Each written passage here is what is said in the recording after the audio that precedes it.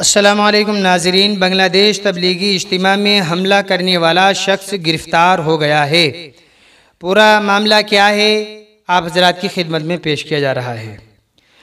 ناظرین اکرام، جیسا کہ آپ لوگوں کو معلوم ہے کہ بنگلہ دیش کے اس وقت حالات بہت ہی زیادہ خراب ہیں۔ جیسا کہ آپ لوگوں کو معلوم ہے کہ وہاں پر بنگلہ دیش میں ایک تبلیغی اجتماع ہو رہا تھا، ان لوگوں کے اوپر اچانک حملہ کیا گیا اور اس میں 4 لوگ جاں بحق ہو چکے ہیں، یعنی کہ شہید ہو چکے ہیں، اور ابھی بھی ہزاروں کی تعداد میں لوگ زخمی پڑے ہیں، وہ بہت سیریس ہیں، اس میں سے بہت سے لوگ۔ بنگلہ دیش کے تبلیغی اجتماع پر کس نے حملہ کرایا تھا؟ ہم آپ کو بتا دیں، معاذ بن نور کو ٹونگی ویسٹ تھانے کے انچارج سکندر حبیب الرحمن نے آج بتایا کہ معاذ بن نور کو گرفتار کر لیا گیا ہے۔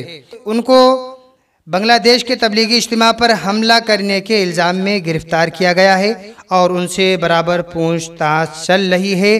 پوری حقیقت کیا آئے گی وہ بھی ہم آپ حضرات کی خدمت میں ضرور پیش کریں گے، لیکن ہم آپ کو بتا دیں کہ اجتماع کے دوران اتنا بڑا جان لیوا حملہ کیا گیا تھا کہ جس میں ہزاروں کی تعداد میں بوڑھے، جو بزرگ شخص، ایسے لوگ جو دیندار ہیں، ان کے اوپر حملہ کیا گیا۔ حملہ کرنے کی وجہ کیا تھی؟ حملہ ان کے اوپر کیوں کیا گیا ہے یہ کسی اور ویڈیو میں بتائیں گے۔ اب مختصر طور پہ بتانا یہ چاہتے ہیں کہ جو حملہ کیا تھا، جس شخص نے حملہ کیا تھا، معاذ بن نور نے حملہ کرایا تھا، لہٰذا ان کو اس وقت گرفتار کر لیا گیا ہے اور وہ اس وقت میں جیل میں ہیں اور ان کے خلاف مقدمات درج کر دیے گئے تھے۔ جن گروپ والوں کے اوپر میں حملہ کیا گیا تھا، ان گروپ والوں نے پولیس اسٹیشن جا کے وہاں پر مقدمات درج کرا دیے تھے اور جو ہے ان کی پوری کافی لوگ ہیں، ان میں سے معاذ بن نور کو گرفتار کر لیا گیا ہے۔ بہرحال بہت بڑا حملہ تھا جس میں کافی تعداد میں لوگ جو ہے زخمی ہو گئے تھے۔ اللہ اور اس کے رسول صلی اللہ علیہ وسلم کی بات کو سننے کے لیے جمع ہوئے تھے، دین کی نسبت سے جمع ہوئے تھے۔